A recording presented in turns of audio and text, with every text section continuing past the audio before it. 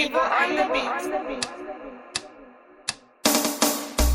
This one special dedicated to my mama. We love you, mama. We thank you for all you did, mama. Long live. God bless.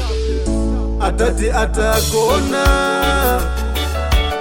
ulendo sabwelela unayamba njito wa mainu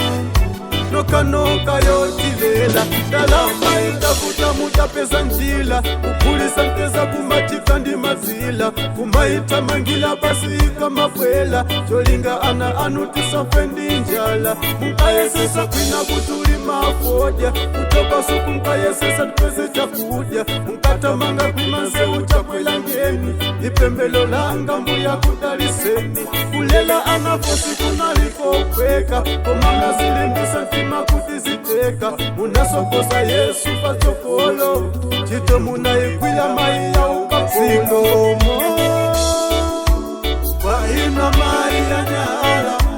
kondilela mpaka andamula ulemu wanu mai muzilanila sikomo kwa ina mai ya nyala kondilela mpaka andamula ulemu mayenela mulanila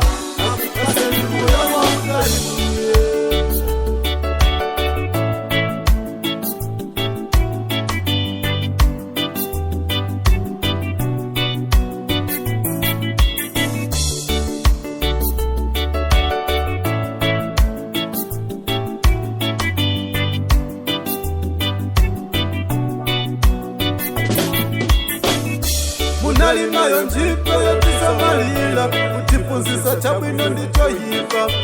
kwina kumutilimbikisa sukulu kuti mwinatiza kale pabwino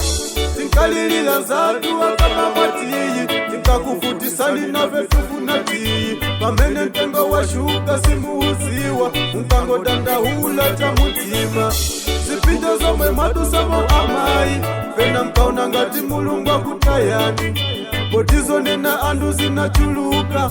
komambe sinje huja muda uwoloka mkatiimbisa kanyimbo kachilimbikiso matiyana hanga olo andu wanene ziwani wosewa ndiyadani ndipo ino mukati ambuye muwapase moyo adani yanga onsewo jolinga chotiyezaone ulemelelo wanga ambuye muwapase moyo sono ndipemba kwambuya kupaseni moyo wa utali asa kutengenye musana jele amayi kubala kwanu mayi mudyelelekaye amayi njoyani muyiwale zakale mavuto wonse atalelo ndi histori itali nthawi yolila pano ndyokodwa tikufunabe madaliso anu mayi amayi atu musasiyo tipembelela sikomo